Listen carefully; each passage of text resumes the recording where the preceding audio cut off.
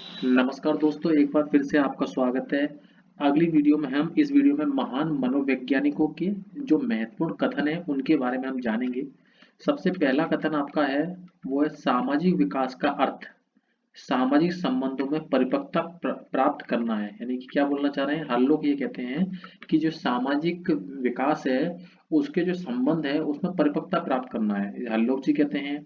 अगला क्वेश्चन है, किसने कहा है कि बालक का दायां हाथ का होना ईश्वरी देन है। अरस्तु ऐसा कहते हैं कि बालक का यदि सीधा हाथ है तो ये भगवान की देन है, ईश्वर की देन है कहीं ना कहीं।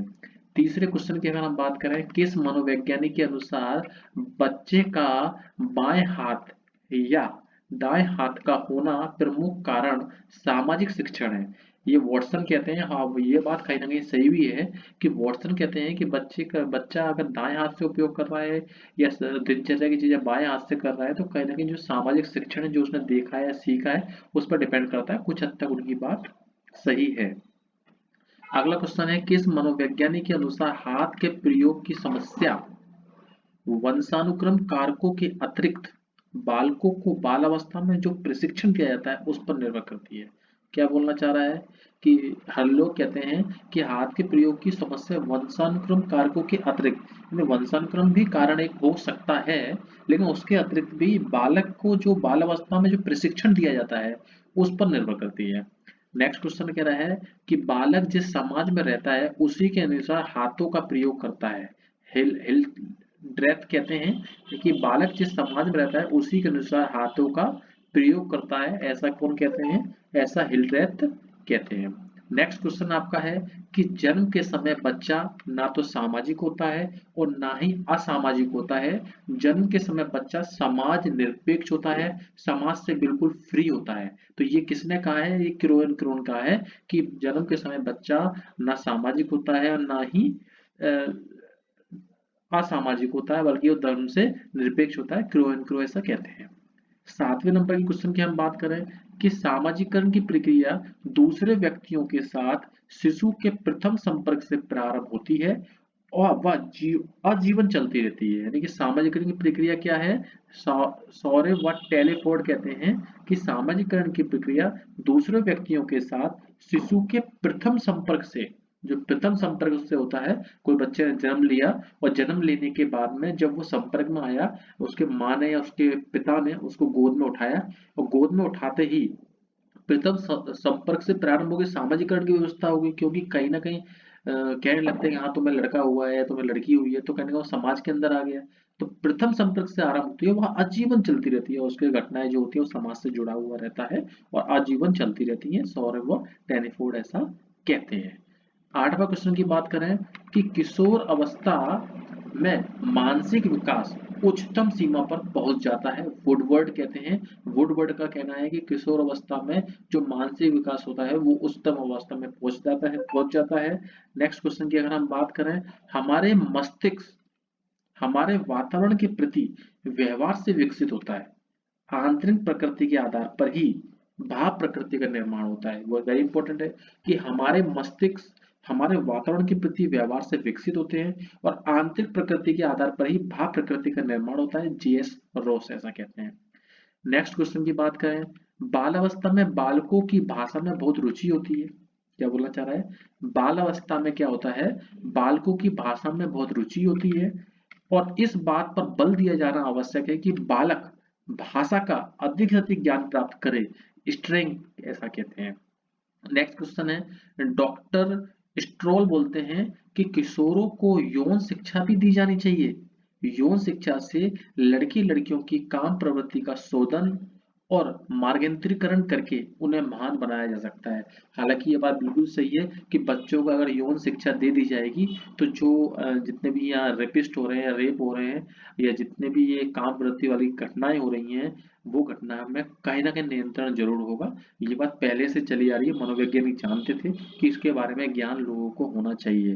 तो डॉक्टर स्ट्रोल बोलते हैं कि किशोरों को यौन शिक्षा भी दी जानी चाहिए। यौन शिक्षा से लड़के एवं लड़कियों की काम प्रवृत्ति का शोधन और मार्गेंद्रीकरण भी करके उन्हें महान बनाया जा सकता है। 12वां क्वेश्चन है, केवल सामाजिक प्रशंसा या निंदा से ही चरित्र नहीं बनता, वह तो आदर्श से बनता है। और यह तभी संभव है जब समाज के सभी लोग नैतिक ढंग से व्यवहार करें। क्या बोलना चाह रहा है रोज? कहते हैं कि केवल सामाजिक प्रशंसा करने से या उसकी बुराई करने से चरित्र का निर्माण नहीं होता, वह तो आदर्श से बनता है। और यह तभी संभव है जब समाज के सभी लोग नैतिक ढंग से व्यवहार करें, रोज ऐसा कहते हैं। क्वेश्चन नंबर 18 है, किशोर संसार का वह व्यक्ति है, इसलिए विद्यालय का कर्तव्य है कि वे व्यापक दृष्टिकोण का विकास किशोर में करे, उसे व्यवहारिक शिक्षा देकर पूर्ण मानव बनाया जा सके। टॉमसन ऐसा कहते हैं। क्या कहते हैं टॉमसन? किशोर संसार का व्यक्ति है, इसलिए विद्यालय का कर्तव्य है कि वे व्यवहार दृष्टिकोण का विकास किशोर में करे और उसे व्यवहारिक शिक्षा दे। कैसी शिक्षा दे? व्यवहारिक शिक्षा उसे देनी चाहिए और पूर्ण मानव बनाया जा सके, उसे व्यवहार की शिक्षा भी होनी चाहिए। टॉमसन ऐसा कहते हैं। नेक्स्ट क्वेश्चन है, लड़कों की अपेक्षा लड़कियों का भाषा विकास शैशवावस्था में अधिक होता है।